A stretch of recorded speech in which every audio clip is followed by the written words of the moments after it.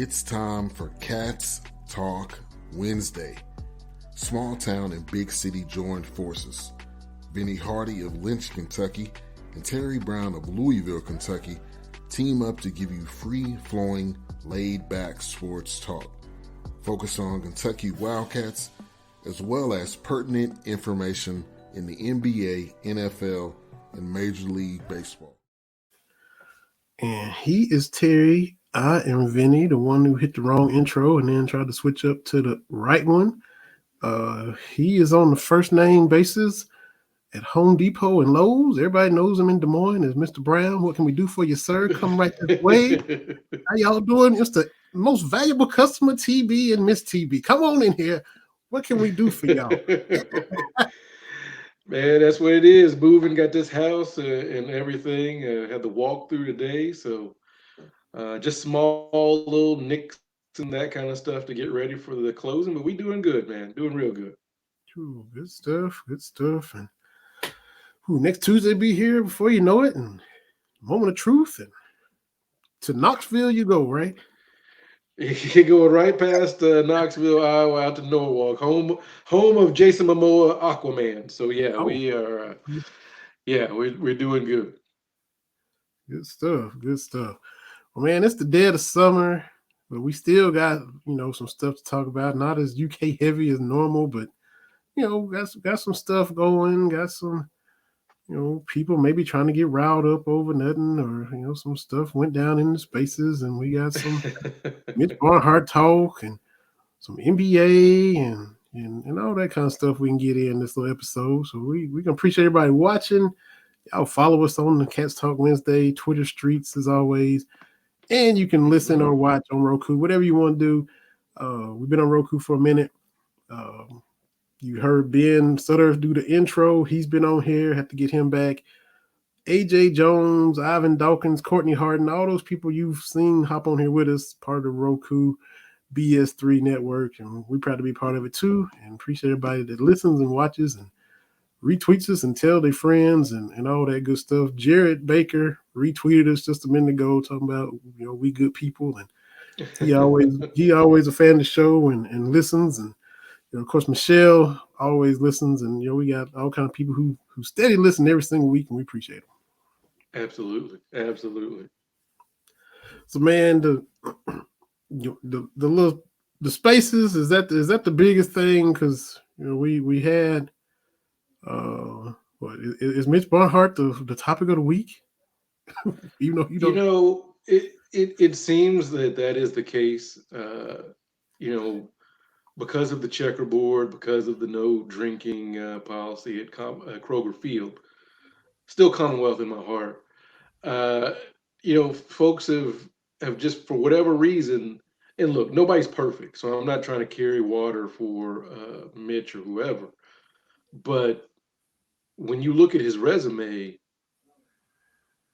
it doesn't match up to the way fans feel about him. And that's always boggled my mind. But as of late, it's become this thing about NIL. Now, never mind that Kyle Tucker of the Athletic, has reported that not too far in the past here recently that Mitch and a lot of the deputy ADs and TJ Beisner, who is the NIL guru specifically for men's basketball, had a summit with a bunch of movers and shakers within the Big Blue booster fandom. Never mind all that, but somehow people have in their mind that Mitch is against NIL and somehow Kentucky is going to get left behind. And I don't know how that got, some people make it a talking point, let's just be honest. But my only response is, look, Mitch has been here for 20 years, since 2002. This year, the athletic program finished 9th in the Directors' Cup standings. Out of 356 programs, 9th overall. The school's highest ranking when you look at a comprehensive athletic department.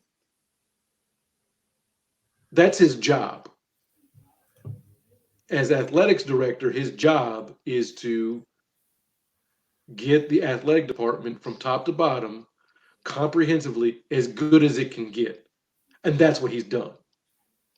So for folks to think that somehow he's not going to give his all, look, you've got rumors and innuendos and, well, this one time he was interviewed and he made a frowny face. Look, whether or not Mitch likes it or not, when I talk about NIL, it's irrelevant. It's part of the college landscape now. You either do it or you're gone. Yep. Now, the people that are trying to get Mitch out, the fire Mitch Barnhart hashtag, I don't know where they're getting this information that he doesn't like it and won't do it and is going to put the University of Kentucky at a disadvantageous situation. I don't know where they're getting that information. When I say that dude is going to do whatever it takes to keep Kentucky near the top across the board, I've got 20 years of evidence to back it up.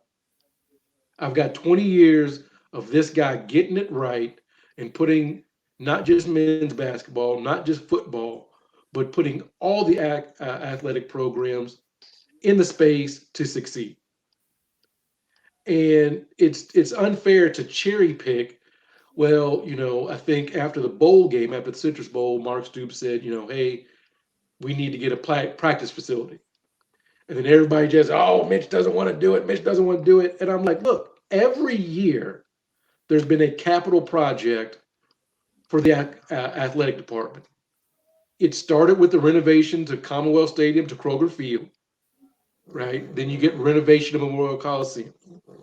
They've done some stuff in Rupp. You get Kentucky Proud Park. You get the Bell Soccer Complex. You get that's my dog making noise. If you can hear Sammy's making noise. He agrees too. I know. Then Sammy sound like John Short when he go to sleep on. Yeah. But you get all that. John Crop Stadium for softball. You get, am I missing something? Softball, soccer, baseball park. The tennis courts have been used for SEC competition.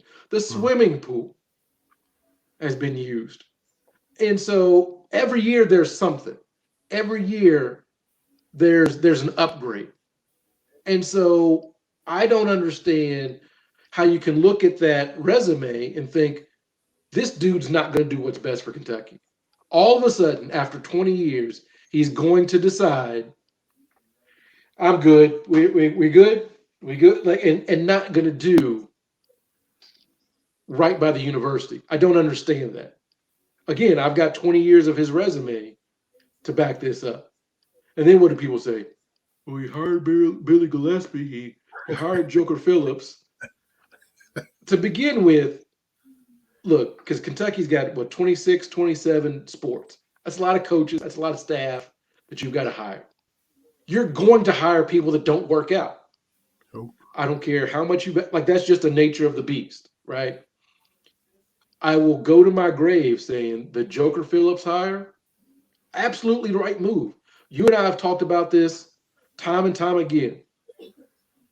Under Coach Brooks, the program, 4 or 5 straight bowls, Andre Woodson, all those guys, you're sending Wesley Wood, you're sending those guys to the league. There was a high point for Kentucky football. The offense is setting all kinds of records. The offensive coordinator is Joker Phillips, who played at Kentucky, worked his way up the coaching ranks at Kentucky to offensive coordinator. I keep telling people, we try to have this 2020 hindsight.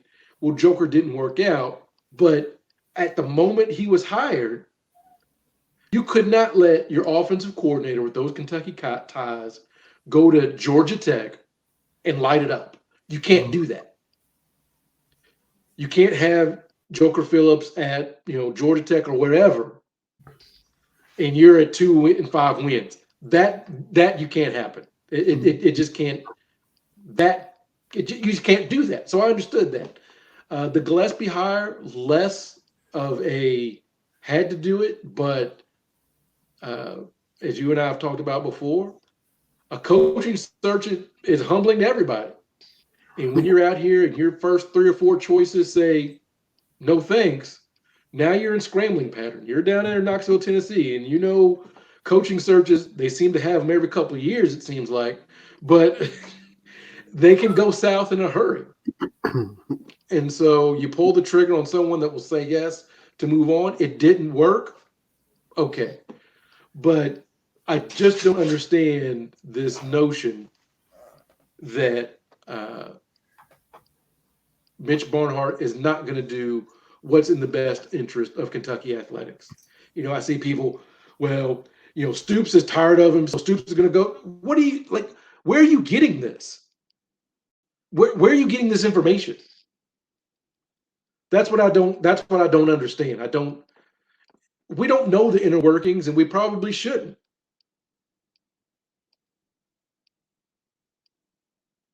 So that's where I am on the Mitch Barnhart. I don't understand it. I don't get it. It's just folks want to be angry about something. Folks want to, I don't know, and we lost a recruit to Tennessee for football. Yeah. And Yeah. everybody's been out. Look, sometimes you lose recruits, but folks are saying, well, this is just, the program's on the decline. Okay. You caught me. I'm all fired up here. The No, program's not on the decline because the last time I saw the Kentucky Wildcat football team, they beat a very good Iowa team in the Citrus Bowl, then finished 10-3. Yeah. I'm not going to be angry about next year's recruiting class when we've got this season to play. I'm not borrowing trouble. Right. But even if the recruiting class is not as high as we think, as I said on the Spaces last night, I have seen Coach Stoops and his staff turn 3 stars into top 5 NFL draft picks. I've seen 3 stars go down to Gainesville, Florida, and win. I've seen 3 stars compete in the SEC and finish second in the SEC. I have seen that. So even if the recruiting numbers aren't what we expect, and I don't know what the expectations are, even if that's the case, it's still okay. It's still like we've still got a whole season and you get recruits that come after this. Like, what are we doing here? We're looking ahead to 2023 and we got a whole season to play. You're upset about something that's going to take place a whole season from now. We've got season to look forward to. I can't operate like that. I can't. And it goes back, like you said at the beginning, we don't know one way or the other. We've seen Mitch Barnhart's track record. Is there something that's gonna happen to where Mitch Barnhart may have to pivot? I don't know. We don't know. Everybody goes off of the interview. Everybody goes off his body language. He's conservative and all that. Is it to the point where, like you said, you either keep up or you're gone? We don't know that Mitch is totally against it just because everybody's went off of him frowning, kind of like everybody said, shading sharp frown. There's a lot of shading to this, a lot of stuff nobody knows, a lot of cloudiness. Yeah. If it gets to that point where Mitch has the pivot or Mitch is not cool with it and he decides I'm going to pull a Coach K and a Roy Williams and a Jay Wright and I'm out, well, that'll happen if that's the way he feels. But if he's, like you said, he's got a body of work that shows he's dedicated to winning. We don't know his stance on the NIL. This certain host that everybody talks about that gets everybody fired up. I do know. Look, I do know this. And we can try to push Mitch and get him to do this and push him and do all this ranting and raving on social media. That's not going to phase him. He's going to do what he's going to do in spite of all that. He's not going to say, well, such and such said this about me, so this going to affect me and, cause me to do that. That's not going to happen. We know that. No. So just as much as an uproar as everybody got into about Shaden, whether Cal should play him, Shaden wants to play, Shaden don't want to play, Cal wants to play him, Cal don't want to play him. All the fussing didn't do nothing, didn't control nothing. All this fussing about Mitch ain't gonna control nothing, ain't gonna change nothing. He might be gung ho with NIL and nobody knows it.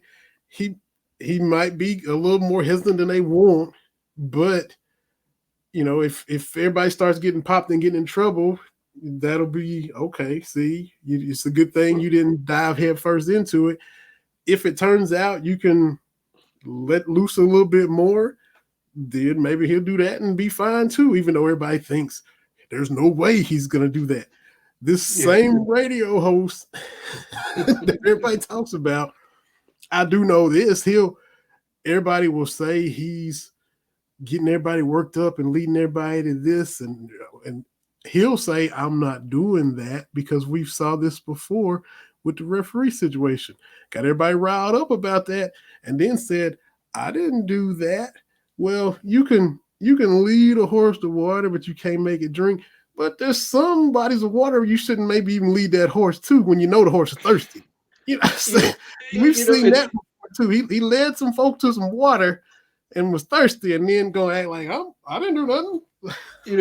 You can give a can of gas and matches to a 6-year-old, and they may set the fire, but you set the conditions for that. So it's plausible deniability, and I get that, but I think that can have an adverse effect because, look, again, I'm not saying that Mitch or Coach Cal or Coach Stoops or Coach Elzey or whoever is above questioning. That's not what I'm saying.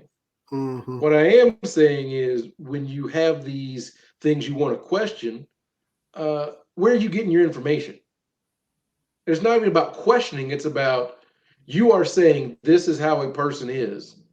And, I've had people in my mentions because, all I've done is just tweet out number 9 in the country. Like when you and I were in school, the best showings were, I think, upper 30s, and that's with national championship in 96 and 98. And those were high 30s. And that was as good as it was until Mitch got here. And Mitch he can point to the trophy case. Take men's basketball out of the equation because men's hoops is going to be men's hoops. But there's the Citrus Bowl trophy. There's the SEC Women's Tournament trophy from this year. There's the National Championship trophy for rifle. There's a National Championship trophy for volleyball. There's all these SEC titles,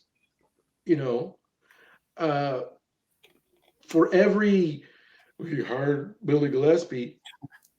He had Coach Flory out running the track program, finished second in the country a few years ago, 2015. Coach Flo left and went to Texas. And you and I talked at the time, like, well, we'll see what happens. Mm-hmm. And now we got Coach Green, and all he's done is finish third in the country with Abby Stein running all over the place. Yeah. Kentucky women's track is a brand. You know how I know it's a brand? Because I've seen Abby all over the place, and I've seen Sydney McLaughlin all over the place. Mm-hmm. Breaking world records. Nobody talks about Messiah Russell, and she, Right. Magic Johnson, I think I tagged you in it, tweeting about it. Yeah. Kentucky women's track is a brand. Mm-hmm. So, look, I understand, the checkerboard, whatever, man. I think it became a thing because the teams weren't very good, so it became an easy point. That's fine. As we've talked before, no alcohol to the general ticket sales there at Kroger Field. If you want to pay for an $8 watered down beer, that's okay. But Well, he just lets the rich people. Welcome to America. Rich people get to do stuff you and I can't do. I like if it took Mitch Barnhart and beer at the Kroger Field for you to understand that rich people get extras, I don't know what to tell you. Well, you can't treat rich people different. Wait, like, what are you talking about? Like, have you watched Cribs? Have you watched how like the rich people do? It's different for me and you. It Look, just is. Like, Calipari and it's Stoops park their cars right in front of the door wherever they're going. Nobody else does that. It all over right, Lakewood. They just roll right up to the glass. right, right. People They get do that. stuff. Exactly, They get exactly. told. So I just, it's one thing to I think to question how things are, but when you start without knowing the facts, and people got sources all throughout. I get that, but again, when it comes to Mitch Barnhart, I point to the track record. A lot of these folks are pointing toward hearsay. Um, so there. Also, one last thing about all this. You remember we had this thing called COVID, and we had this thing called COVID, and it was financially devastating to a lot of places. So I want to find this tweet because I want to be accurate with this. Hold on one second. I thought I had it queued up. Do, do, do, do, do. So Evan Crane, who was the SID for women's basketball forever and ever. This is the when the athletics department tweeted out about finishing ninth in the Directors Cup. This is what Evan tweeted out. I'll make sure it's on the show account as well. He says, over 2 years ago, in the early stages of a pandemic, on a Zoom with 250 plus employees, I remember Mitch saying, "This is a family. Families stick together. Layoffs are not an option. We'll come out on the other side better and together." This is the other side, talking about finishing ninth in the country. That was leadership. While other athletic departments were jettisoning staff, while other athletic departments were cutting and doing things, and I'm not trying to judge because a lot of places had to make tough decisions. But this just goes to show that for the last, I want to say 8, 9 years, the University of Kentucky Athletic Department has been self sufficient.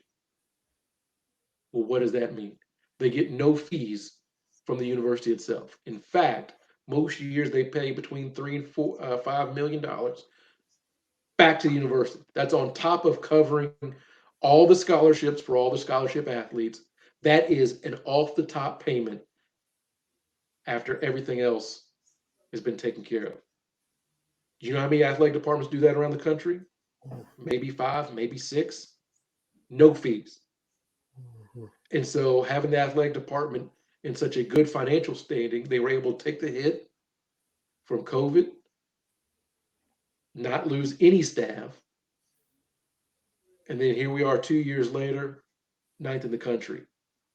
Yeah. That's what Mitch Barnhart's track record is, period. Mhm. Yo, King, you got to work hard to try to knock him. So, and he's consistent, if nothing else. He's not just 1 year doing this and 2, 3 years not. He's Yeah, quarter of a century doing what he does.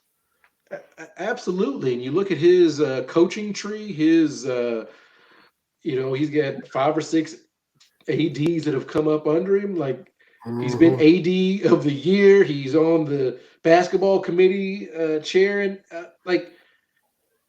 I just don't think we appreciate everything he does to keep Kentucky moving forward. Yeah. You mentioned a couple events because midnight, the SEC Network, they're doing the takeover. Every school has their day. So starting at midnight, it is Kentucky's day, July the 7th. hadn't seen the full schedule, but you mentioned a couple of those things. You mentioned the Citrus Bowl. The replay of that Citrus Bowl will happen tomorrow, and the win over South Carolina for the women's basketball team in the SEC tournament is going to be one of those games that are featured as well. And who they, as well as the myriad of other ones that they choose from. I don't know if it'd be men's basketball at Kansas or the beatdown of Tennessee at home. Who knows what they put? You got a Florida win, an LSU win last year in football. You got wins over Tennessee in baseball, even though they had a down year. So there's a lot of different directions they can go. So everybody be sure to check out the SEC Network tomorrow because it's that time of year already. It's crazy, but everybody's doing their takeover, and tomorrow is Big Blue. That's right, baby. That's right. Speaking of conferences, we got to talk about it's not even the elephant in the room. It's with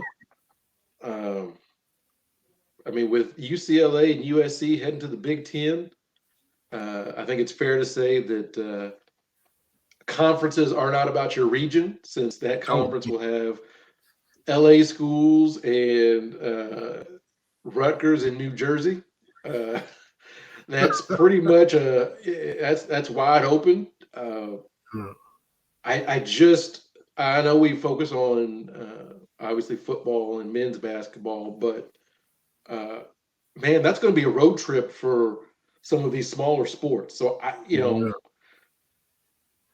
so if you are UCLA and USC tennis, yes, do you just go east and slowly work your way back? Like I just don't know how that will work. I know that's not part of the equation on this, but that's just something to think about.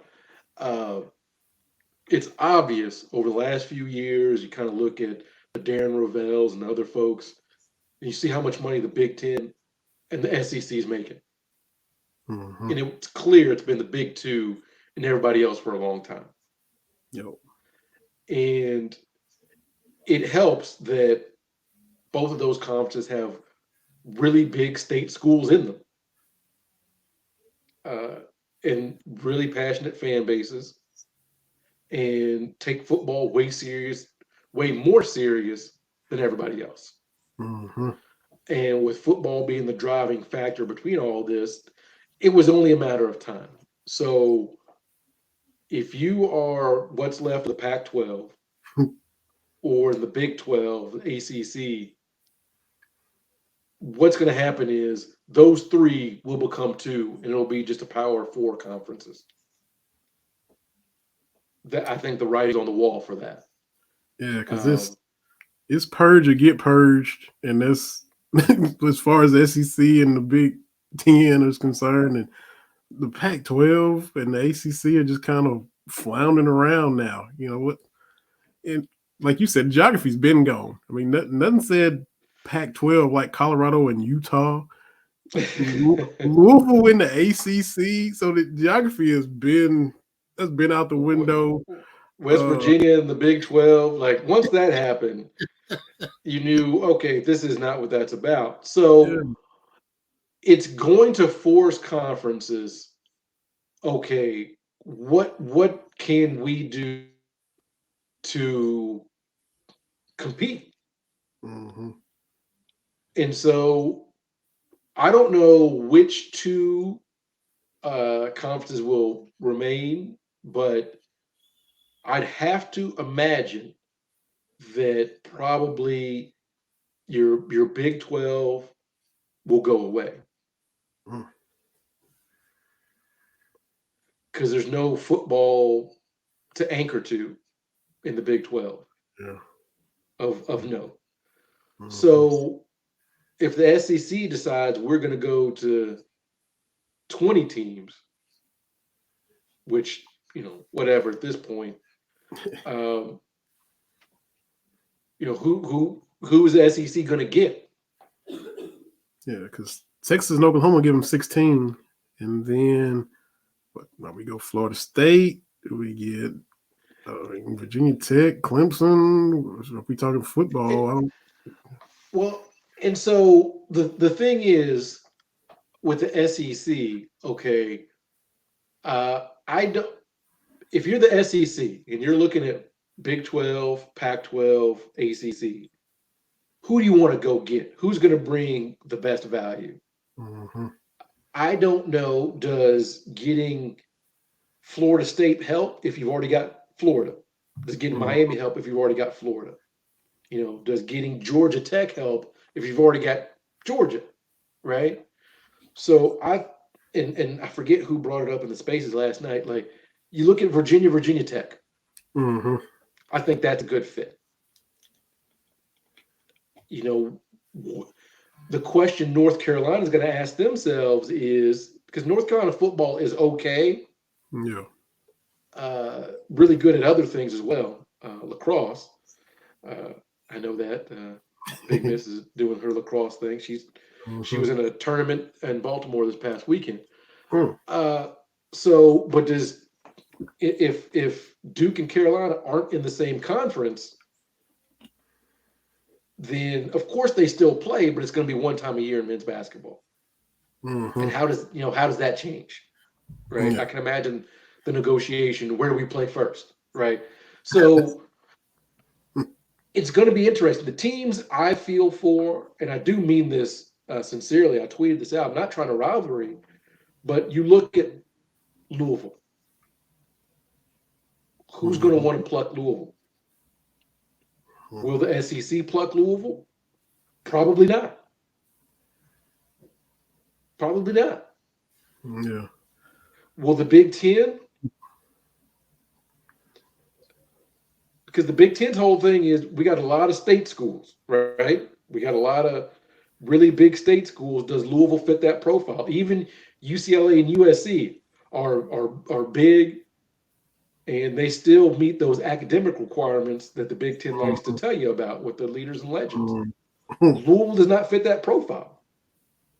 They don't really feel SEC-ish either. When you Correct. When you look at them, it's just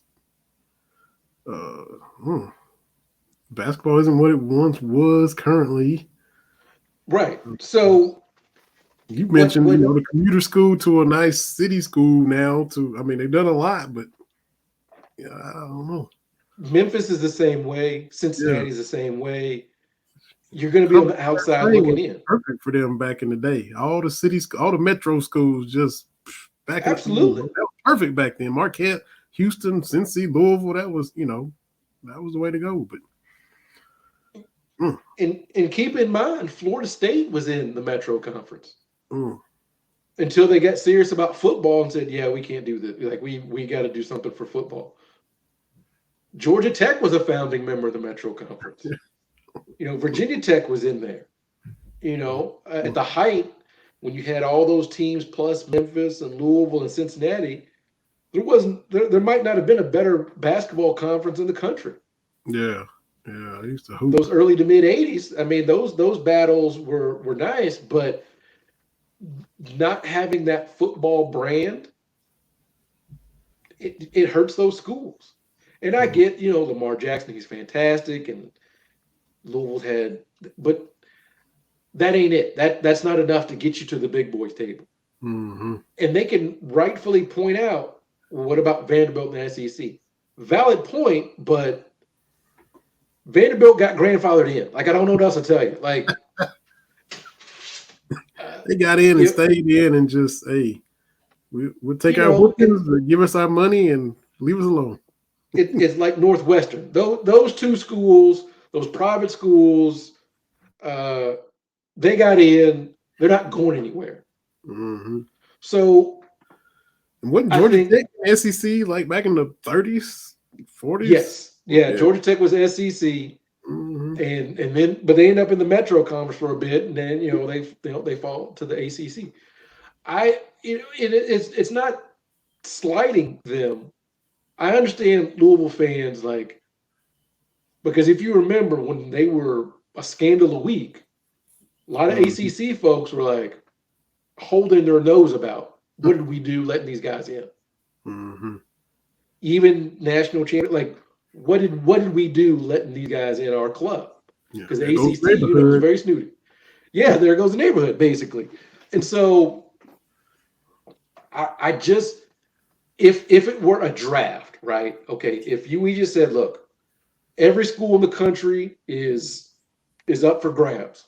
Yeah, like Chappelle Show draft. Yeah, if we're going to do like a racial draft. Nobody's really going to pick Vanderbilt. Nobody's going to pick Northwestern. Nobody's going to pick Rutgers. Right. There's going to be schools that, in a vacuum, Louisville's better than. Right. Right. Mm-hmm. But unfortunately, if you're in there, you're in. Like I think the argument could be made a few years ago if we were, when we were in school and we had all this conference alignment, would Kentucky be that team? Yeah, basketball's great, but football, what value are you bringing? If you look at the 90s, definitely got to have Tennessee. Nebraska is a first round draft pick based on football, but things change. So I don't know what it's going to look like a few years from now. It's changing. The jig is up. Someone in the space is, kind of against NIL because, they want that playing for the love of the game. I don't know if that was ever a thing. I mean, at high level, once college sports got big time, yeah, you play, you love it, but it's also a big business. And so it's all out. That's been laid bare, as I said, talking about NIL. Excuse me. Once the TV contracts got into the billions, game up, game over. And once COVID hit, that we alluded to earlier, and they basically told the football guys, like, look, none of this works if you all don't play. Nothing works. No sport, like this whole thing is dependent on football players playing. The jig's up. This is no longer just an extracurricular activity that you participate in at school. This isn't, this is big business. And so with it being big business, the people that generate the fund should get a little bit of that. And keep in mind, NIL is not coming out of the school's coffers. Yep, still not. As great as it is. We're so paternalistic with these because they're kids, they're 18, but at 18, you and I know 18, you're still a kid. But legally, you're an adult. So what if this kid makes, so what? Well, what if he gets $400,000 and he spends $500,000? That's a life lesson. Like once they turn 18, we can't protect them like we used to. That was a conversation my parents had with me with 18 coming up. Like 18, you sign, that's you, right? My oldest is 16, looking at 17 here late at the end of the year. That's conversations. Hey, you sign it, or you say you're gonna do X, Y, and Z. That's kind of on you. And so start sticking to you whether you want it to or not. Oh, absolutely. When you turn 18. So I just think, look, the thing is, and I try to stress this to folks, the money just didn't get introduced to the system. The boosters didn't wait until 2021. Oh, we can pay kids now? That didn't happen. It just didn't. So now we're seeing some of this stuff that was below the table be above board a little bit. Also, what you have to keep in mind with boosters is if you're boosters for a particular school, most of them are in the same industry. And what I mean by that is you can almost chart out when Texas schools get good. The price of oil and gas is high. The early 1980s. All those guys in Dallas that were SMU alums decided our team will be good. What's it going to take? What's it going to take? And you see what happens. I don't know if you've been to the gas pump lately, Vinny. Yeah. Gas is high, right? Who's got the #1 recruiting class for football in the country? Texas A&M. Yeah. Is that weird? Is Mm. that so? You can look at all this stuff. When Nebraska was really really good, price of corn and soybeans, which is grown on big farms in Nebraska, was high. Mm. Hmm. Mm. Man. And so, unfortunately for Kentucky, a lot of our money's tied up in coal. Ain't doing real hot like it used to. Right. You know, the horse racing industry took some hits because of COVID. Cash ain't flowing like it used to. And so, look, of course, boosters are going to have more money than sense a lot of times, Oh, yeah. but it's how much of that discretionary income do you have? Mm-hmm. And a lot of that's built on the external economic factors. Like a lot of these dudes that have this crazy money, they're scared of a recession. So does it make sense for me to give this kid, $400,000 to come to my car dealership? I'm just saying hypothetically, Yeah. there's a lot of thought that has to go into it. So bringing it back around to Mitch Barnhart, he can only do but so much. The Mm-hmm. boosters have to put up the money. Mitch can't go out here shopping these kids around. Yo. So the boosters have to step up. And I'm not talking about me and you because I might get a kid a cup of coffee. That's about all my budget with Yeah. this house. This is about all my budget. I got some coupons. So you can laugh for it. Yeah, the way my check is set up. You see, I gotta, so I don't have it like that. Yeah. Yeah. But it's on the boosters to really come together. I know that there in Knoxville, the UT boosters have a collective, and Mm-hmm. you got to do things like that. So, uh, and that's one thing you got to keep in mind. The Kentucky legislature passed a law said no pay for play. Mm. NIL's fine, but you can't do the pay for play. And I had somebody, I don't even know where I saw it. I see so much. Well, what about U of L? They got the number one recruiting or running back or whatever. Mm-hmm. Well, U of L still in Kentucky. How can look? I will be damned if I take ethical lessons from that athletic department. I'm not because you said, well, look at what Louisville's doing. I'm not doing that. Uh-huh. Well, look at Tennessee. They were also putting cash in McDonald's wrappers. Slow down. Slow down with this and this. Like, okay, all right. Like, if Mitch being cautious so we don't end up like that, that's a good thing in my eyes. Don't Yeah. tell me, well, Louisville. Speaking of Louisville, all this moving, switching conferences and going to Metro to Conference USA to Big East ACC.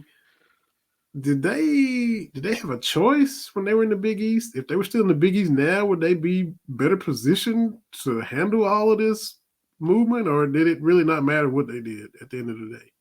I don't think it mattered because the Big East football was not going to get it done. I Right. mean, because the That's Big why East they has a bunch of schools that don't even do football, right? Because Connecticut, I um, know, doesn't do football, but I mm. think they're like D2 if they do have football. That They was the stepped that down. was They the stepped thing. down. I well, remember they took away. I forget the whole. There's a whole story with UConn football and Coach Yeah. Edsel and all that kind of Randy. stuff. Yeah. But Mhm. but Louisville's thing was to get to a big time conference. And look, I tip my hat to them because going from independent in football and in the Metro Conference and being the one school to really make that jump from Memphis, who's still in whatever conference they're in right now. What conference they in? American or AAC or something like The All American or whatever that is. Great for basketball, but that. again, Yeah. football drives the bus. And Mm-hmm. once you understand that, you can understand how you know Kansas is going to have to go around hat in hand to to try to get someplace. Mm-hmm. Because, yeah. I think it's a good time.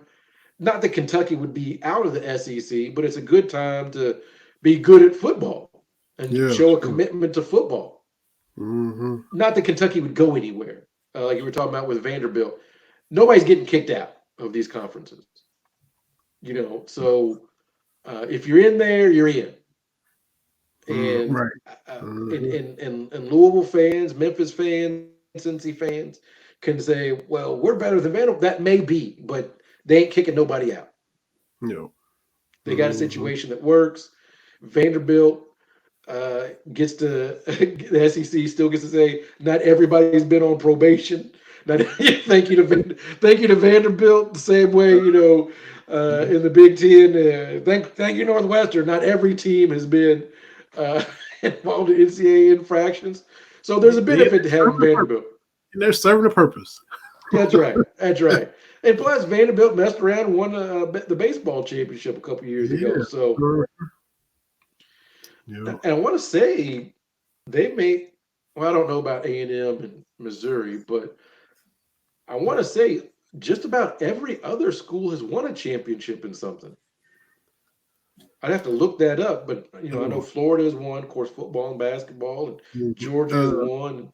Texas A&M won in women's basketball. I think it was a year or two before they joined the SEC. Yes, they did. They did. So I guess Gary, maybe the coach just retired last year, but they won the chip. Yeah.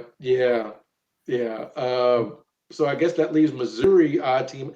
I don't know what happened in the 50s and 60s in Missouri. They may have a championship, but Mississippi State just got one in baseball. That was their first one, not this past year before last. And so they kind of like us. Kentucky wins in 2012, NIT 2013, Louisville wins it. Mississippi State wins it, don't even make it this past year. Then they got to watch Ole Miss go and win it. So it kind of gave me 2012, 13 flashbacks watching. Right. So State, Ole Miss. Yeah, and that's 3 straight SEC baseball champions and 3 straight SEC football champions, all different schools. Mm-hmm. So those Big Ten people that love to, when you get the SEC, Big Ten back and forth, they love to put out that GIF of Alabama putting the whole conference on their back. That's not even accurate anymore. And it never was. Once, right? And it's been 25 years since the BCS and the bowl, blah blah blah blah blah. Tennessee winning in '98. So that's what 7 different SEC teams have won football championships. Tennessee, Florida, LSU, Alabama, obviously, Auburn, Georgia. Mm-hmm. So it never was. I mean, Alabama won a lot, but when you take a step back, it was all over the place. Auburn won 1, played for another. Florida won 2. LSU won its 2, 3. Mm-hmm. Auburn played for Auburn, won 1 and lost 1. They lost to Florida State. Had them beat. Yeah, and then they beat Oregon. Yeah, they beat Oregon and lost Florida State. I gotta give a shout out to my dude Jonathan that I work with, who just started listening to us and watching us on YouTube and stuff. Huge Tennessee fan, so he was, of course, taking exception to some of the stuff we were saying. The first episode he listened to or watched was the one where we were just going in on Tennessee getting beat by Notre Dame in baseball. I was like, hey man, that's gonna be a tough episode for you to kind of get introduced to us. But that's right. That's gonna be a tough one. So that was his introduction to the show when we were celebrating Tennessee not making the College World Series. But shout out to Jonathan, who is still checking us out and still listening, even though he is unfortunately enamored by all that orange. But appreciate him still listening to us anyway. Thank you. We look. We all one big SEC family. We're gonna give it to each other, but when it's time to step up, I'm counting that Tennessee championship in '98 to make my point. It's not just Alabama. Right. That's true. So, that's about as much kudos you're gonna get from me, but I can't disagree with that. I'm sure okay. And so I was talking to a friend of the show, Adam Jacoby, We were hanging out this past weekend, and he's excited about going to watch the Hawkeyes at the Rose Bowl or the Coliseum. I said, when that shakes out, we definitely need to make that trip. Yeah, because them LA squads got to come play in the cold. That means y'all get to go out there more in the regular season now, not just wait until Not just New waiting to Year's the Day. Rose Bowl. Yeah, we'll be able to go to the Coliseum and Yeah. and check out LA. So Hmm. uh, you know, I don't like the people that are clutching their pearls. Well, this is just about money. Well, duh. Like the whole college, everything is set up to make money. Hmm. That duh. Like I don't know why you think that. Like I said, we're not playing for the love of the game. That's gone. Coaches ain't coaching for free. You're not getting juice boxes on the sideline. This is not what this is, right? This is not. It's not pee wee football. Is what Not is what Jim I'm saying. Thorpe days anymore. I mean, it's time to Absolutely. move on. Sure has. So yeah, it's crazy. Man, you gotta flip it over to this NBA. Here, your squad. What are they gonna do? Jeannie Buss with her tweets. Uh, as far as what Kobe's the best ever.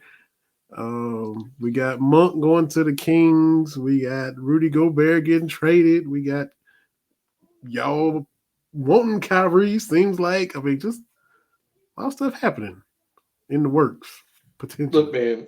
Everybody thinks that their franchise is a drama factory and all this kind of stuff. All I got to say about my Lakers, they made a literal show about the drama behind the Lakers. It was not always historically accurate, but LA thrives on this. It's the one place where I think you can rise above it.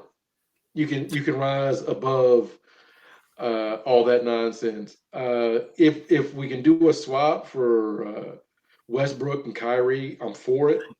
Yeah. Oh Uh, yeah. I know basketball wise, Kyrie's better when the ball's not in his hands. The best version we saw of Kyrie was playing with LeBron without the ball in his hands all the time. Mm-hmm. LeBron get him to a spot where he can do his juke juke juke things and make it happen. So LeBron, Kyrie in a new environment, and a healthy AD. I like that. They got a lot. We got a lot younger. I wish Monk would have stayed, but the team is trending younger, so I'm all for it. Uh, you know, again, Adam is also a Lakers fan and Oh an my older God. fan like myself, and Adam. so look as a Lakers fan, look, man. All right, again, I know people on Twitter, Lakers fans, this Lakers fans, y'all are talking to Lakers fans in their 20s that only remember Kobe winning with Powell. They don't even remember Shaq and Kobe. Powell in those last, Kobe's last rod years. Older Mm-hmm. Laker fans are like, I don't know, man. Like, I okay, can't we can believe bring in LeBron. I can't believe LeBron is open to fooling with Kyrie again. But I mean, because you know, you come and this dude wasn't doing nothing in Cleveland before you got there. He was the man, and they was losing 50, 60 games. You get there, they won a that's title, correct. and then he wants out. He don't want to play with you after you come in, your hometown. I get all that, but I don't know if LeBron has forgotten, or maybe he has really forgiven and thinks it's cool. But wow, I'm kind of Yeah, surprised. the one thing about LeBron is I think he's finally comfortable with his legacy. Hmm. I think, obviously you want to win one more championship, but as I've said before, what's one more title going to do for LeBron? Mm-hmm.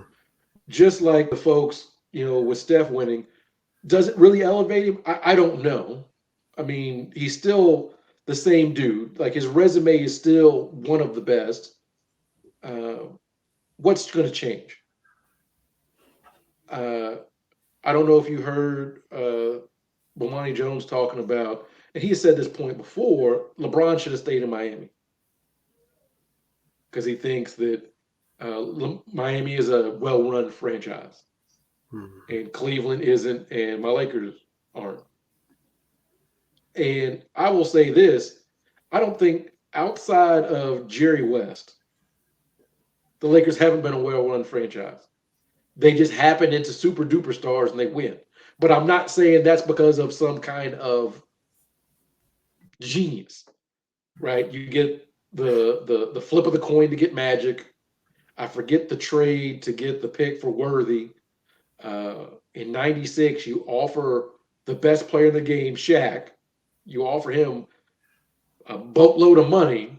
Like that seems pretty straightforward. That's not, you're not doing a whole lot there. But his point was LeBron should have stayed in Miami.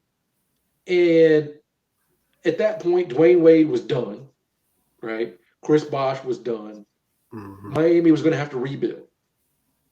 And Bomani's point is, well, if LeBron stayed in Miami, they could have built things back up and, he might have won another title or two.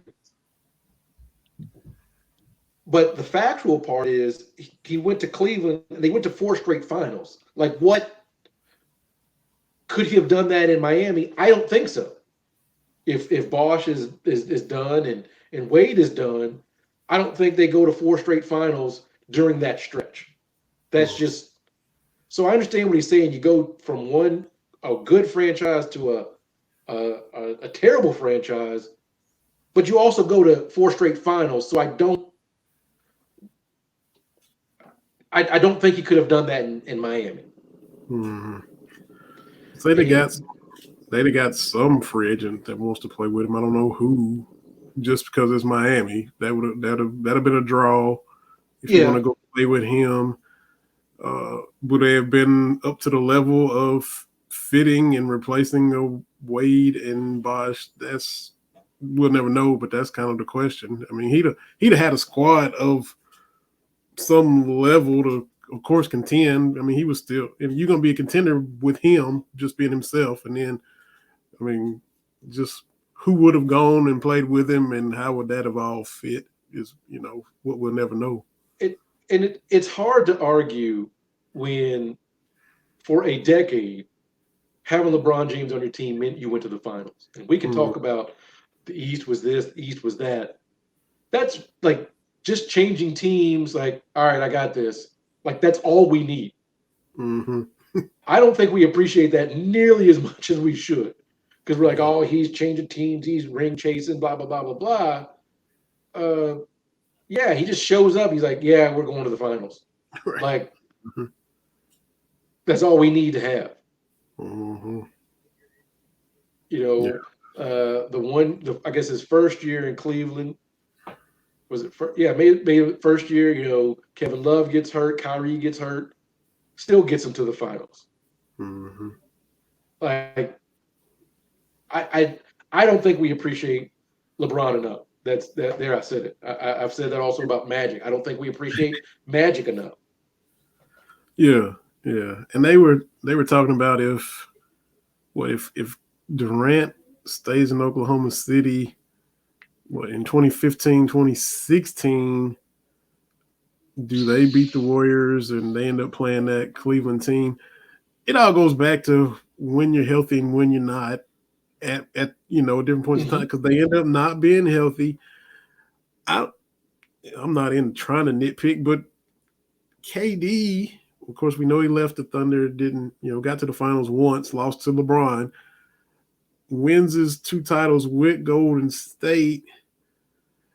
And of course, that team, they end up being loaded. We got Steph and Clay and him there. As far as taking the team to the finals, he hasn't really done that. I don't think he really gets knocked for that.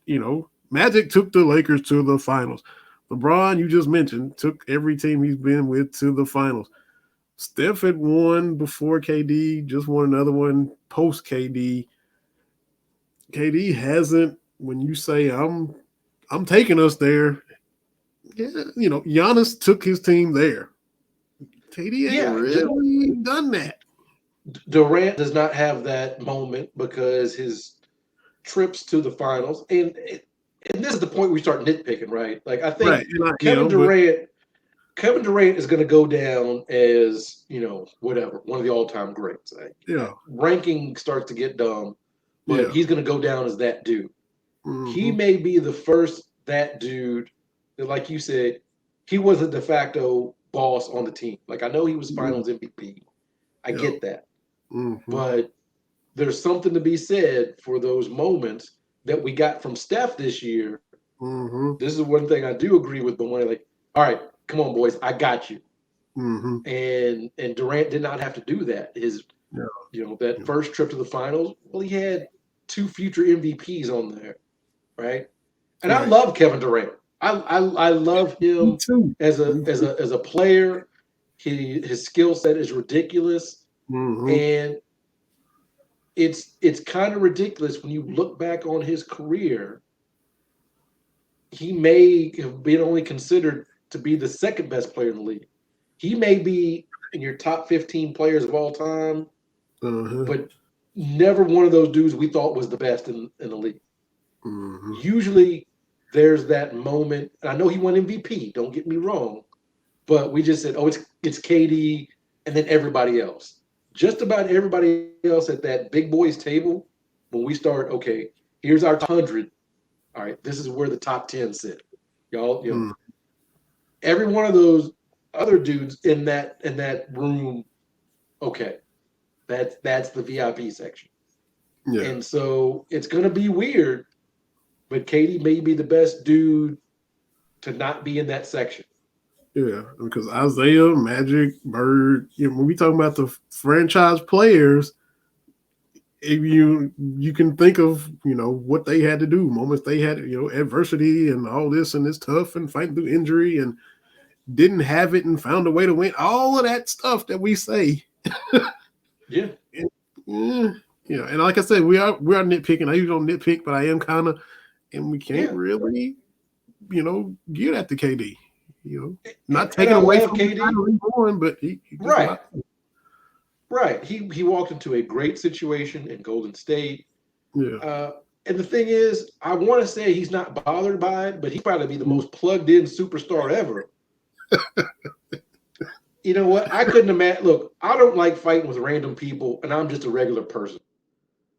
I'll go back and forth a couple of times, and I'm like, why am I doing this? But Katie loves to do it. And, you can't say, I don't care when you're arguing with Warriors fan 69 about Steph didn't need you. Uh-huh. Okay, say you care, right? Like, You know. it's okay. Uh-huh. But I really do, like, I enjoy KD's game. Yeah. Uh, Absolutely. Not what it was after the Achilles, which and keep in mind, Kevin Durant's been in the league a long time. Mm-hmm. Mm-hmm. So there's mileage on there that you may not think is there. And as I've talked about before, a couple of deep finals runs adds up quickly. Mm-hmm. That's why three-peating is so hard, because to get back to back, you have put together almost another season's worth of games, high pressure games. Yeah. It's hard to do. It's hard to do. Yeah. Which is, again, LeBron playing as well as he did in those finals after playing into June every year is ridiculous. Mm-hmm. Which maybe he's cool with having Kyrie back because remember how well he played when J.R. Smith messed that up for him. So maybe having Kyrie alongside ain't that bad. Maybe that's how he looks at Yeah. it. Yeah, I think that we'll see. Again, don't worry about what the young Lakers fans say. Worry about the Lakers fans that saw Magic and Kareem play, and we're pretty level headed about that. Again, I don't know what the Lakers' plan is, but having two top two talents, we'll figure it out. Generally works. I know I've had people in my mentions that doesn't work all the time. It's worked 17 times, which is more than everybody else except Boston. So I think we got it figured out. Yeah. Yeah. But to talk about KD and Kyrie, we got to talk about the Nets. And Uh-huh. hopefully people can stop saying, super teams don't work. Please stop saying the 2004 Lakers. One, they made it to the NBA Finals, right? Like, that is it Yeah. what we wanted? No, but that's not a failure. Yeah. Failure is what has happened in Brooklyn. Man. Those three dudes played what 30 games together, if that. Kyrie and Katie only played, however many like that's bad. Mm-hmm. That's just bad. And you're giving it all away. I know Yeah. Kyrie just opted in, but if he's gone, Harden's gone, KD wants out, that's just a bad situation. Man. Just I mean, how quickly I mean, just um man, I'm the wrong. I can't. I'm terrible with the movies, but the Avengers movie where everybody just fades away. Everybody just kind of. Yeah, Infinity War, it just kind Nick of Nick Fury just kind of disintegrates. They all just kind of. That's that's what happened in Brooklyn. yeah. Steve Nash ain't got nobody to coach. And look, you can people can say what they want to about LeBron and his time in LA. One championship in two time or three times, not even getting out of the first round. Okay, that's a fair assessment. That's not what we thought we were going to get with LeBron, Mm-hmm. but it's still a championship. Like, so you can't consider that a failure. You can look at the other years and be like, this is not how we thought it was going to go. I'm saying that as a Lakers fan, like I didn't think we'd do this, but we did get the one championship, Yeah, and so it's hard to say that LeBron experiment in LA was a failure when you win a championship. that's true. That covers It, a multitude of sins. right, like if they had lost in the bubble or whatnot, okay, but win the championship, that kind of you can say, well, it could have been better, but got a chip. But you see Yeah, other teams with their super teams get together and try to build teams and get teams to come together. The jury's still out on Philly. We talked about it last week. Like, what's going yeah. to happen with Embiid? What's Harden going to Mm-hmm. be? Mm-hmm. You know, And that window, in the Embiid's health, we won't have. Sometimes he broke down. He had a thumb and a injury towards the end of these playoffs, and get to where you're breaking down and not at your hmm best. Come June or May or however whatever round you're trying to get through, and absolutely. Harden supposedly dedicated himself and started training earlier for next year already, and Yeah. we've seen him be in various types of shape depending on who he's with and what time of year it is. it, Supposedly he's hitting it hard now, and we've seen him yeah. even back in Houston fade when you get deep into the When you playoffs, get deep not into the playoffs, be yeah. there when you need. So, and It, he's 32, 33 years old now too. yeah. And that's the thing. These guys get mileage on them before you even realize it. Mm-hmm. And Boston, they think their window is wide open. I hope it's not because I'm a Lakers fan. Mm-hmm. But with the healthy Bucks team, you still got to go with Giannis, who is still that dude. Yeah. So everyone thinks like the Thunder did so many years ago, like we talked about. Oh, we'll be back, and Mm-hmm. sometimes it doesn't work like that. Sometimes you reach a point and you don't get back to it. Uh, Mm-hmm. you know, trying to warn the Bengals fans about that. Yeah. Oh, will we Oh, be back? Hey, man, it doesn't always work like that. yeah. Yeah. We all assumed Dan Marino was going to have a bunch, like after his rookie or his second season, all those records, going to the Super Bowl. uh, Everybody would have put money down on, oh, the Dolphins will be back. Yeah. It sometimes it doesn't happen. Mm-hmm. It just doesn't. And I'm not trying to wish negative on anybody, but it's championships are hard. Mm-hmm. I don't think we kind of give them enough. Like they're hard to win. Mm-hmm. You have to be healthy, like we've talked about. Whatever your sport is, you've played an entire season, and then you play even more games under the brightest lights. It's not easy. Mm-hmm. Everybody's banged up, everybody's hurting. And Yeah. so, can you still find a way to do it when you're banged up? Yeah.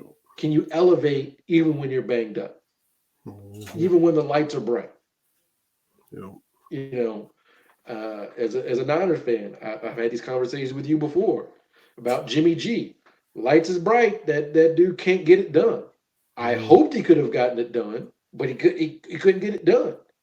And so everything's got to fall into line to win a championship. Mm-hmm. And I don't know if you want to call it luck or whatever it is. You've got to be fortunate to get to that point. Yep. We have seen teams lose. A guy gets hurt on the way to the finals, World Series, to the Super Bowl. Mm-hmm. It changes everything. Doesn't cheapen the Mm-hmm. other team winning, Nope. but you're left with these what ifs, like Magic tearing both hamstrings in '89. Yeah. I remember that, but don't nobody else remember that. Mm-hmm. That's what happens. Mm-hmm. Yep. Just Or when the Rockets cheated in '86, but I'm not going to go down that road. that's right. I wasn't even a fan of them back then, but I'm glad it happened. But speaking of Twin Towers, Gobert goes to Minnesota. Carl Towns is the big man there, but he kind of up and down. He doesn't have to play big now. If you got Gobert, he can stretch the floor a little more and that kind of thing. You got Anthony Edwards. Patrick Beverly is in Utah now, so have fun with that, Salt Lake City. Patrick Beverly needs to retire. That is the one black dude that doesn't seem to like he would fit into Utah. I may be wrong, but you Hey man, somebody said Patrick Beverly's that dude that plays at the Park Timberlands, and I never forget it. And that's right on the money. yeah, it is. That dude. We need a reality show, a camera following Patrick Beverly around Salt Lake City. I'm still, I'm looking forward to the NBA All-Star game in Salt Lake City next year. Not many people are. Everybody's gonna be there ain't, but we are. Because it's like, do you know what goes on at the NBA All-Star game? And do you know where Salt Lake City is? Like, and I'm not, if you're a Utahn catching this, look, you know what I'm saying. It's different there. The city shuts down at 7:30, and here comes NBA All-Star Weekend. So. Yeah. So where do you get a haircut? I know Donovan Mitchell's bringing his barber in because I don't know if he can find a place to get a haircut in Salt Lake City. But if you're Minnesota, you got to do something, right? Because Minnesota, most of the time, I know they had a little dip, but Minnesota's always been either the eight seed or at the end of the lottery. Just perpetually that 500 franchise, a few games away. You got to do something. No. And with the West kind of being on a dip down, now's the time to make a splash. I say West on a dip down, but do you think that Golden State will be able to run it back? I don't. They can prove me wrong and put me in the Golden State video holding up zeros and all this kind of stuff, but I don't think they can. Is Phoenix going to be Phoenix? DeAndre Ayton's on the move. Mm-hmm. And if Chris Paul can't be Chris Paul, talking about people that need to stay healthy at the end of the year, what about Phoenix? I know our boy D-Book. Booker got a big time deal. Good for him, but I don't know. So that's Memphis another thing. Memphis with Jackson just had surgery. He out 4 to 6 months. So they're Yeah. gonna start the season without a key piece. So, And Ja has got to learn how to not hit the ground all the time, because we you see remember this with little guards. Remember that D-Wade commercial, falling down all his first part of his career, on the ground, on the ground, on the ground. And, you got to quit that. Yeah, yeah. That's what kind of did Iverson in. That's what did D Rose in. Yeah. If you're a little guard, you can't quite play like that, right? Check yourself. Yeah, and so that's what I'm saying. If the Lakers make a move to get Kyrie, and if Kyrie healthy, um, if he gets his chi right or whatever he's talking about doing, healthy AD, healthy LeBron with some pieces, I think the team's going to be better than they were last year. Mm-hmm. Kyrie, Definitely got to get some defensive help, because none of those guys are interested in playing defense.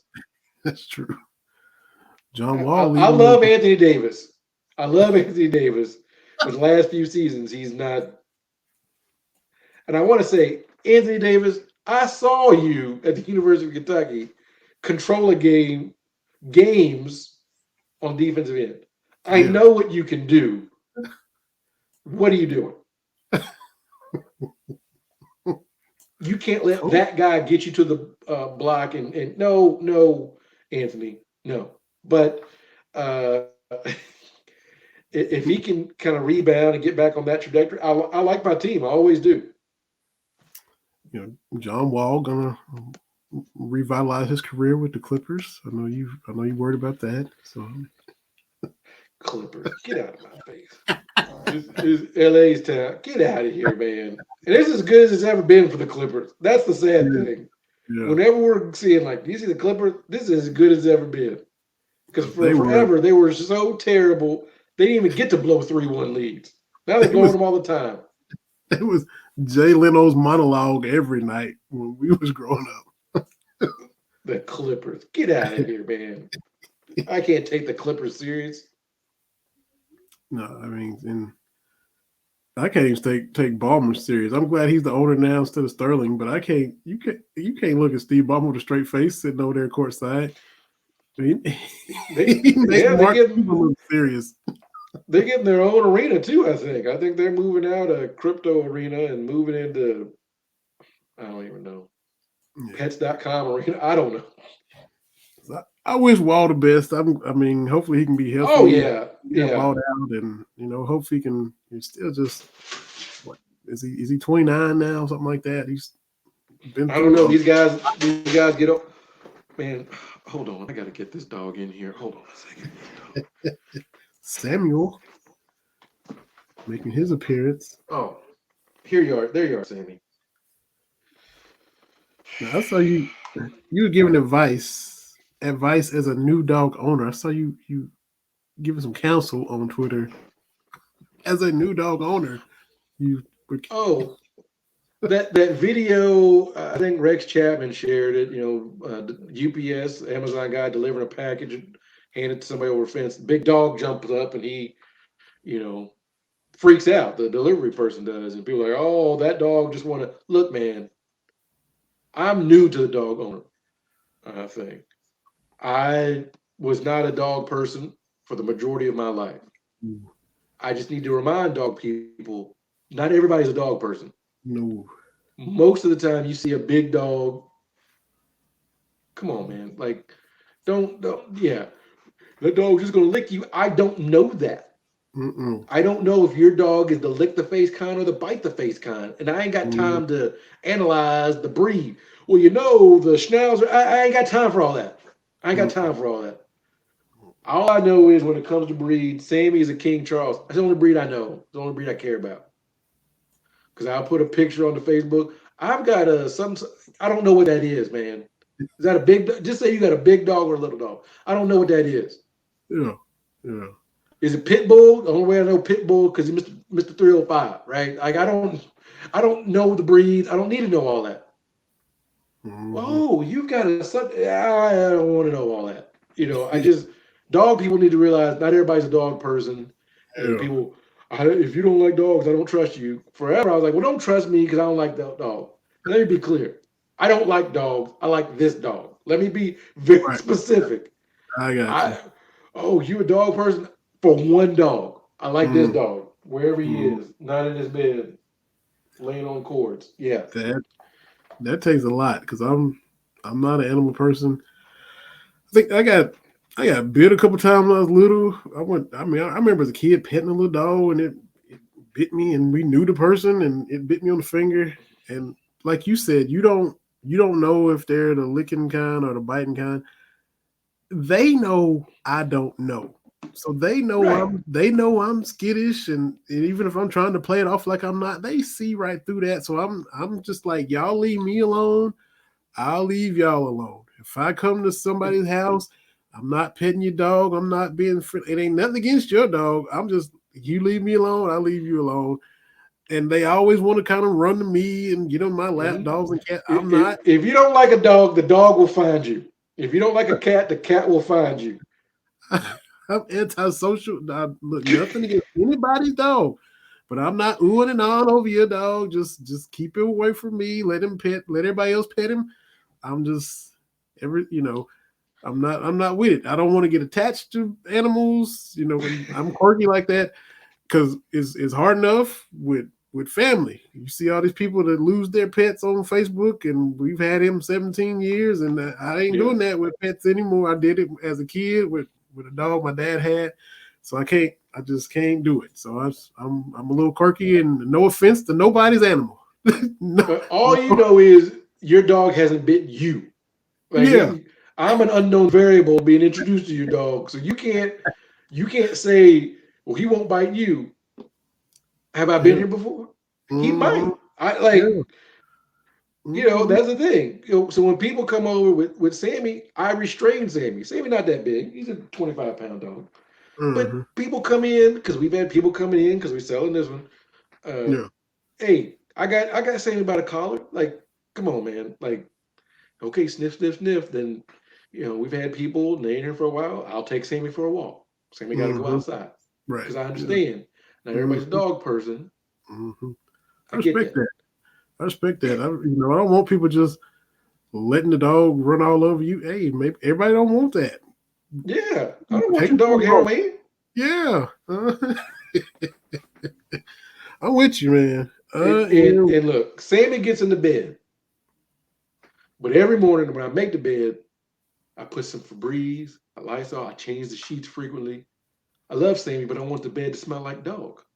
Right. That's my Mhm. concession. The dog can be up here, but the dog can't. I can't. No, no. Yeah. Hmm. Sammy come in from out the rain. Sammy got to wait. Sammy got to dry off before he start running around because I don't Right. want my Yeah. house smelling like wet dog. Hmm. Because ain't nothing like That's that wet dog smell. right. Ain't nothing like Well, it. don't you love? Yes, I love this dog tremendously. I feed this dog bananas all the time. I feed Yeah. him peanut butter. Yes, I Man, love this dog, you but living I a don't life. want. Yeah, Ooh. but I don't want my clothing to smell like wet dog. So Uh, Sammy got to stay out here, not hey, in here. I am with you. Yeah, I it's am okay. with He not gonna. I don't know if his dog is a bite the face or lick the face. I can't tell. And any dog, does it have teeth?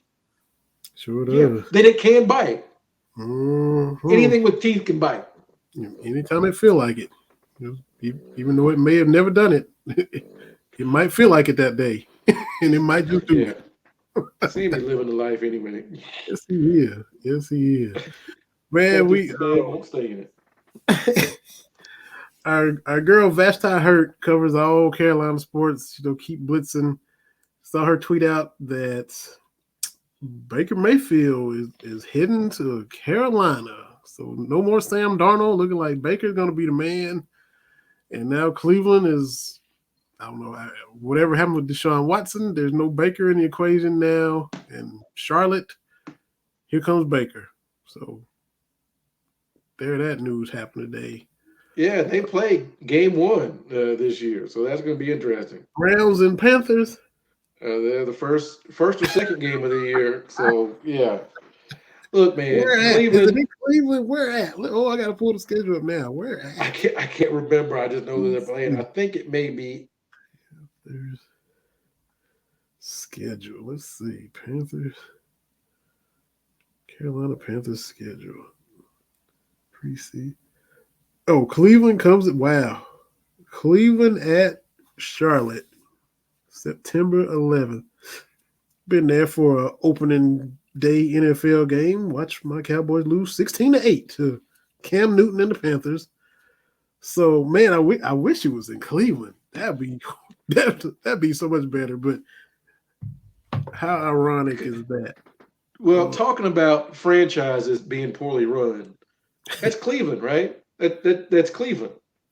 The Haslams got bought out by the Caseys, and now they got all this money to just run the Browns into the ground. It just, man, it's good. They've got a bunch of really good players, but it just doesn't translate. It just doesn't translate. I never really thought Baker Mayfield was the dude, but I thought he could have been more than he was. I know he was hurt this past year, but if you can't make it work with Odell Beckham Jr., that's not OBJ's fault. You know, if you got a receiver like that, you got to get him the ball. Period.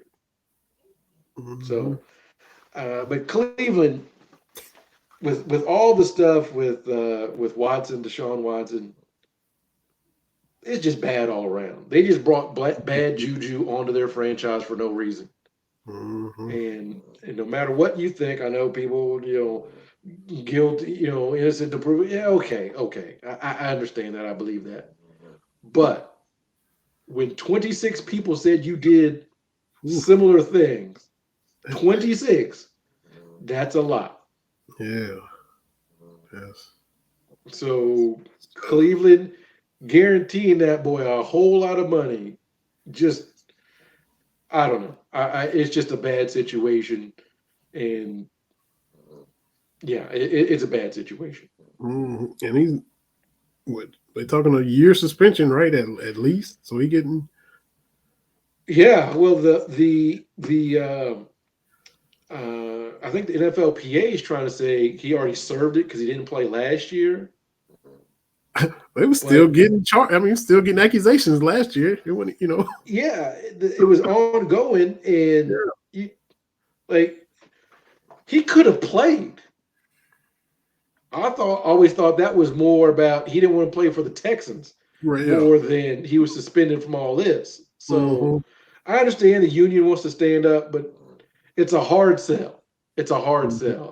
The NFLPA has tried to stand up for Pac-Man Jones, who I don't know if you saw really has turned things around. He's the guardian for is it Chris Perry? Who's the receiver that died? Chris Henry. And Chris Henry. Yeah. That died in Cincinnati, and his son Chris Henry Jr. is hitting the recruiting trail. That's a great story, and that's one of those things. Yeah, you can stop doing stupid stuff, and you can turn your life around. But when Pac-Man was originally getting suspended, and the NFLPA was saying, "We don't know," well, that's a hard sell. It's hard to go back to the public and be like, "No, for these transgressions." So I understand what they're doing with Deshaun Watson, but it's another tough sell. It's another tough sell as they're working on be more accusations pop up.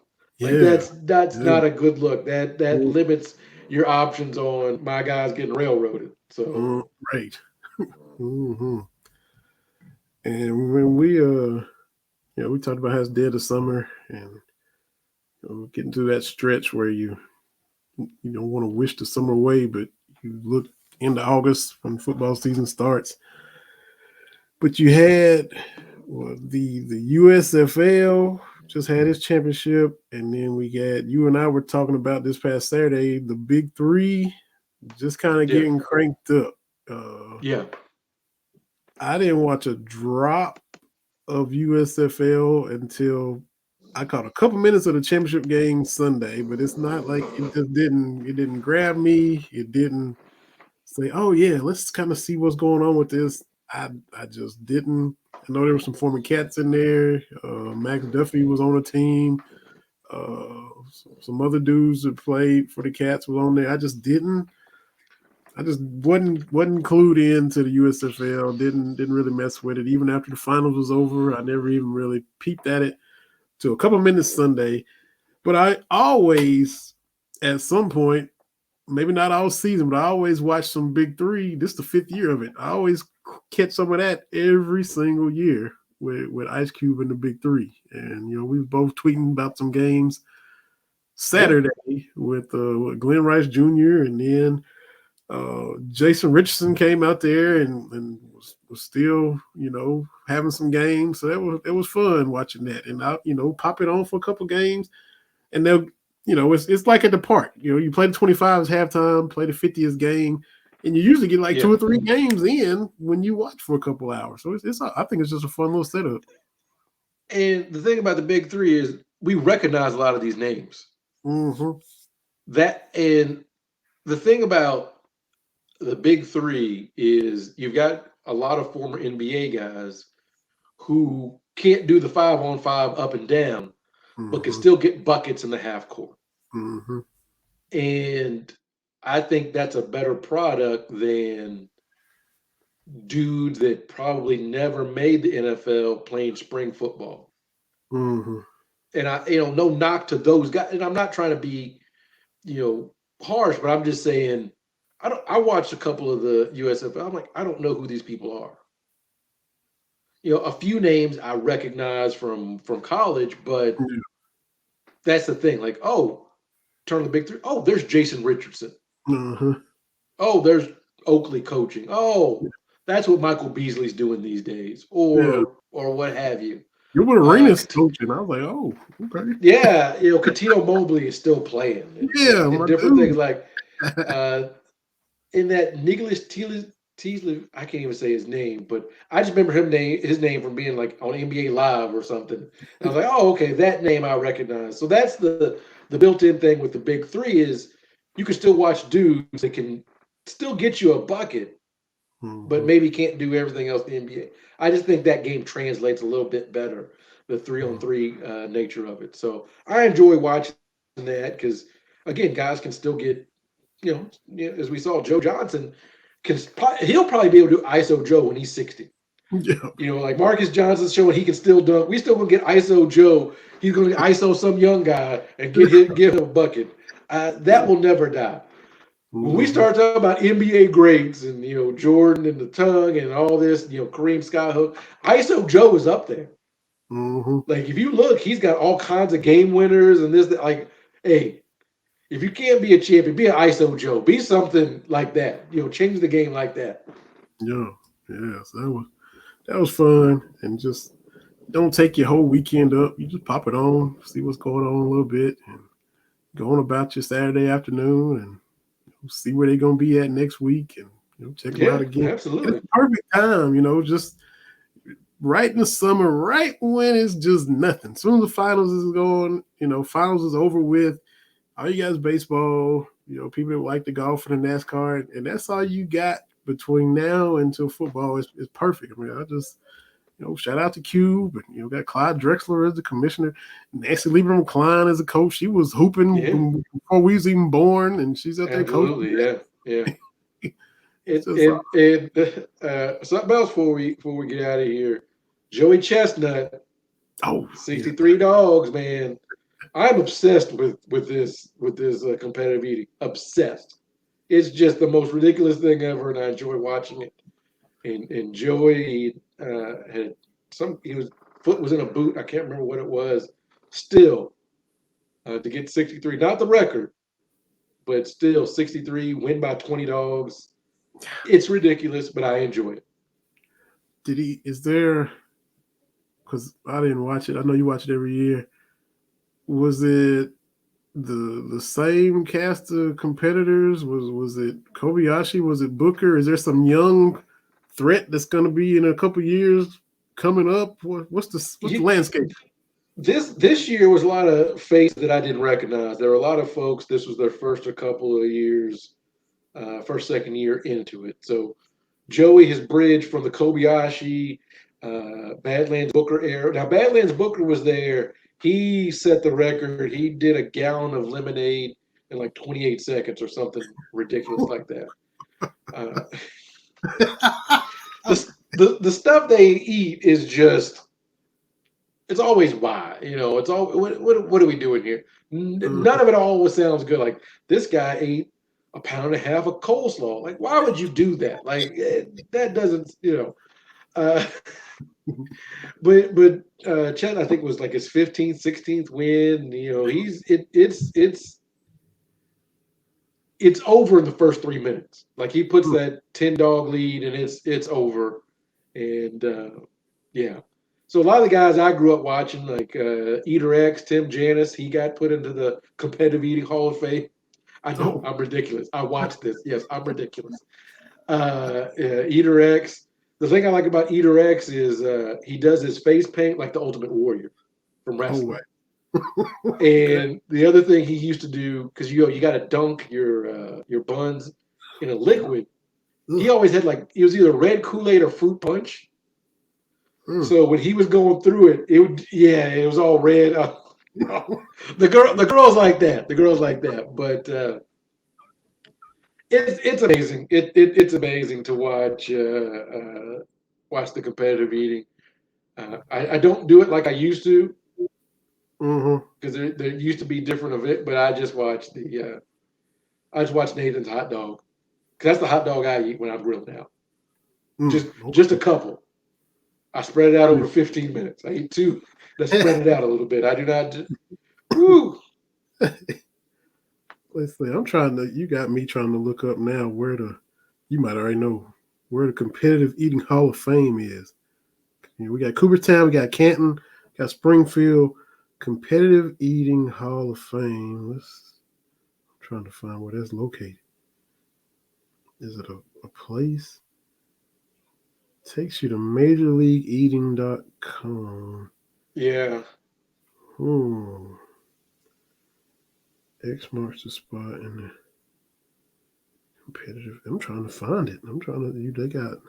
I don't know if there's a physical building, but I know that somewhere in New York. July 30th, the Great Midwest Rib Fest World Rib Eating Championship. That might be near you. Let's see here now. Prior Lake, Minnesota. I don't know how far away that is. Yeah, but like Eater X and some of the other guys, there was an older couple that ate for years and years. I forget their name, but Sonia Thomas, the Black Widow. Yeah, I don't think she competes anymore. She was only like 98 pounds, real tiny, but she was a ridiculous competitive eater. So how much did Joey that's win? what I do on my 4th of July. How much did Joey win? What's the purse? How much did Joey win for that? I don't know what he's the dude. I don't know if is there a purse for it. I don't know. Let me see. They doing all that for free? Lord. Starting in 2007, cash prizes have been. I don't think they have what they get. But I'll tell you, the announcer, George Shea, he is fantastic. He does all the hype introductions and all that. He's great. He's great. So that's what I do. 4th of July. It's not 4th of July until I watch people try to put a bunch of food in their mouth. Yeah. Oh. Major League Eating is typically given winners in the men's and women's competition a top prize of $10,000 each. Incrementally smaller. This is sport news from this past week. Incrementally smaller prizes going to remaining eaters in the top 5. The total prize pool is $40,000. 10 grand first, 5 grand second, 25 third, 1,500 fourth, and $1 grand for fifth. $10,000 for 10 minutes work. Oh, okay. For Joey. Yeah, but that's hard work, man. When you start adding up the calories and all that kind of Yeah. stuff, and I couldn't do it, but I enjoy watching it. I enjoy watching it. I do. Yeah. So congratulations again to Joey Chestnut for holding it down, Yeah, dominating the field, and giving you another good start to your 4th of July. Is that's right. handle business. So man, we had a fun show. Dead of summer, still had all kinds of stuff to talk about There's still stuff going on, man. as we always do. So uh hope the next 6 days are good for y'all and have a good Tuesday. The what is that? That'll be the 10th, the 11th, the 12th, 12th, the 12th. 12th. Yeah, So it's yeah, supposed to hope be good weather. hmm, Supposed to be dry. Supposed to be in the mid 80s. So I will take that over the 100 degrees we've had. And we had a storm roll through yesterday, 50-mile-an-hour winds, and had our fingers crossed, like, please don't let something blow into this house that we got to sell, or the new house, or the new house, yeah, and all delay those. that a little bit. But everything is moving right along. So um, obviously, I'll let you know about next week. The internet should be up, but we will see. And I may have to do it at a Starbucks. So we'll see how that goes. All right, hey, whatever I understand, man. If you're able to, fine. If not, I, that's all I, right. I think. I may be in traction too. I may be laid up. We'll see how again. We'll see how it goes. I think we got our buddies, the KY Sports guys, supposed to hop on after they do their show next week. So we'll chop it up Okay, and man. absolutely, always fun. Yeah. So appreciate everybody. Check us out. Roku, Anchor, where you listen. We can watch whatever you want to do. We appreciate you. TB, appreciate you. And have a Yeah, good, you too, man. smooth next week, man, for sure. You're going to miss us. And we'll play our little way out of here and hope everybody enjoys this once we drop it. Thanks for watching, y'all.